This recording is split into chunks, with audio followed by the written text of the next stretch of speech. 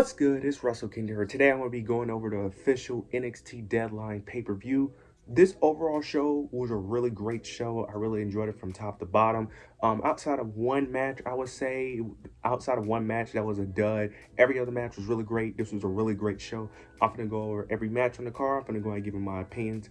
I'm going to go ahead and jump straight into it. The first match we start off with is the men's Iron Survivor match between Wesley, Javon Evans, Ethan Page, and Nathan Axum in a mystery opponent because before the match started, Eddie Thorpe ended up getting attacked, ruling him out for the match, and it ended up being a mystery opponent. We started off early in the match where three other wrestlers ended up getting pinfalls. It was Ethan Page, Nathan, and Wesley all getting pinfalls. Ethan Page, in my opinion, was the MVP of the show, MVP of the match.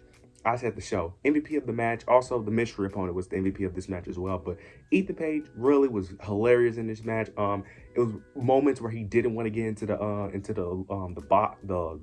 When you get pinned, you got to go into the box for about 90 seconds, bro.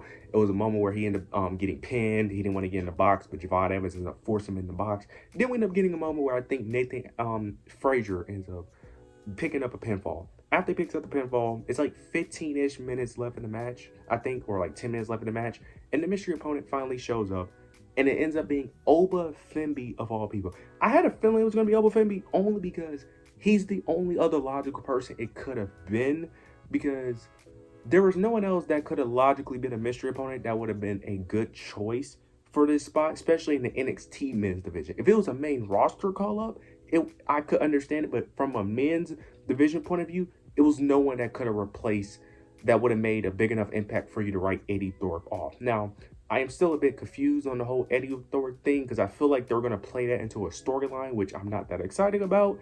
But overall, I'm glad that Oba Femi got this opportunity. Oba Femi ends up coming into the match, basically dominating everyone. He basically destroys everyone. No one could stop him. It was one point where they ended up triple teaming him, and Oba Femi still overpowered him, just eating a bunch of super kicks and stuff. Oba Femi was very dominant in this match. It was one moment where Ethan Page got another Weasley type pin where he ends up rolling up Oba Femi, pinning him, and then a few seconds later, Oba Femi ends up getting pinned, and Ethan Page doesn't want to go into the lockbox in with Oba Femi, but he ends up eventually getting in and end up getting destroyed in the ring. But we end up getting a moment where it's like a minute left in the match. Actually, it's like 30 seconds left in the match. It's Nathan Frazier and I think Wesley in the match. They're attacking Oba, but Oba ends up getting the upper hand, ends up hitting a choke slam of both of them, pinning both of them at the same time, because everyone has two pins. Yeah, everyone in the match has two pins. Oba only had one. It's 30 seconds left. He ends up pinning Wesley and Nathan Frazier. Then you end up getting out of nowhere, Javon Evans ends up coming up. It's like 10 seconds left. He ends up hitting a cutter on Oba Femi, tries to go for the pin, but runs out of time, and Oba Femi ends up becoming your new Iron Survivor. This was a great match. In my opinion, this was arguably the best match on the card. But this was a great match. Oba Femi is the Iron Survivor. He's the one that's going to face Trick Williams at New Year's Evil, which will be very interesting. I thought they would hold off on this because I thought you would do this match more so towards Stand and Deliver and have Oba win. But the fact that they're pulling the trigger this early says a lot. Now, to be fair, that could have always been the plan, but it's very interesting that they're pulling the trigger this soon.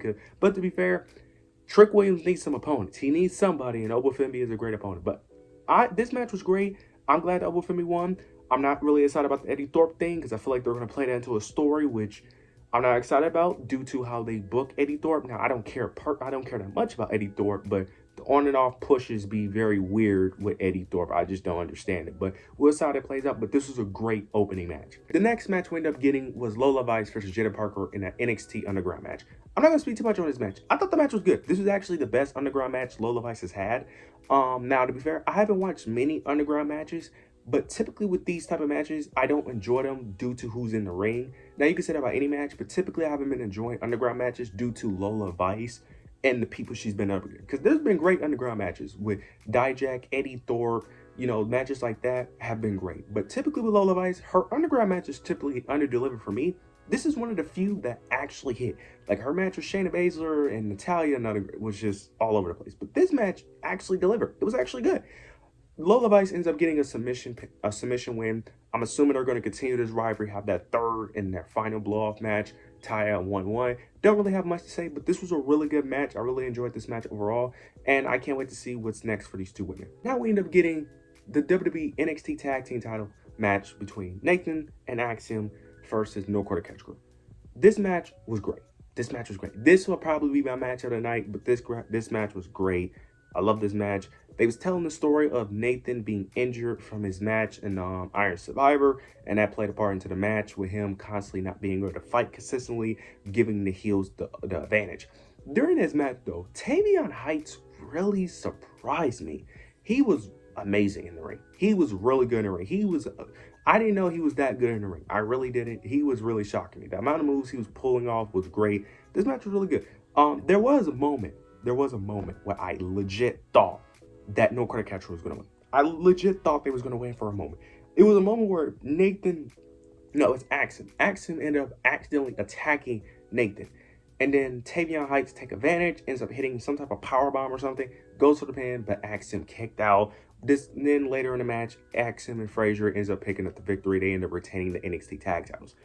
I knew that they was going to win, but there was a moment where I thought they was going to lose. It was a moment. It was a slight moment I thought they was going to lose, but they ended up retaining their NXT tag title, which makes sense because, no offense, I'm not ready for them to lose because there's no one in the NXT tag division that's built up enough to replace them, especially from a character standpoint, because they're just not just in ring wise. Because if you have them lose, you're going to get a drop off in ring production, but also the story, the characters they are, because there's no one that has been built up as characters to really replace them either. So I'm cool with them retaining.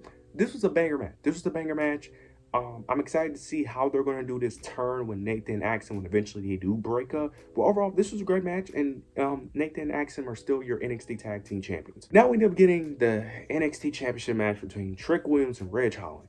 I'm not going to speak too much about this match. This match played out exactly how I thought it would, and it had every fear I thought it was going to have, which was going to be a all-right match. Now, good thing this was not the main event. Now, the crowd was dead for this match, which makes sense to a degree because the crowd was hyped for every other match besides this one. But yeah, I'm not gonna really speak too much on this match. Trick Williams retains. This match was okay. It was fine. It wasn't good. It wasn't bad. It was all right, which I expected from two guys who are just okay in the ring. So overall, Trick Williams retains, and we'll see how that build up towards New Year's Evil against Oba Femi. Now we end up getting the main event between Julia, the women's Iron Survivor match, my fault, between Julia, Stephanie Valkyrie, Zarya, Sol Ruca, and Ren Sinclair. This match was also really good. I enjoyed this match. This match kind of played out the way I thought it was going to be. I knew that Ren Sinclair was going to be in the match mainly to eat pins from the other women, which makes sense because you want to protect all the women involved. But this match overall was really, really good. I really enjoyed this match. We had some very cool spots. It was one spot where Sol Ruca ended up hitting a double soul snatcher, I think on Zarya and Julia, but couldn't get the pin. But then soon after, Ren Sinclair ends up running into the ring immediately into a soul snatcher, which I thought was hilarious. We had one spot where Sol Ruca and Julia ended up power bombing Zarya to take her out the match through the announce table, which I thought was sick. They did a bunch of teases with Stephanie Valkyrie and Julia. Like, the amount of stare downs that these two had, they had like 4 stare downs in this match. I get what they was doing, but goddamn, like, we understand that this match is going to happen, but goddamn, like, how many stare downs are y'all going to do? Like, they did like 4 stare downs in this match. Like, we know this is a teaser for a match that's going to happen, but goddamn. We end up getting towards the end of the match, though, where I think Ren Sinclair pinned someone, if I'm not mistaken. She got 1 pinfall.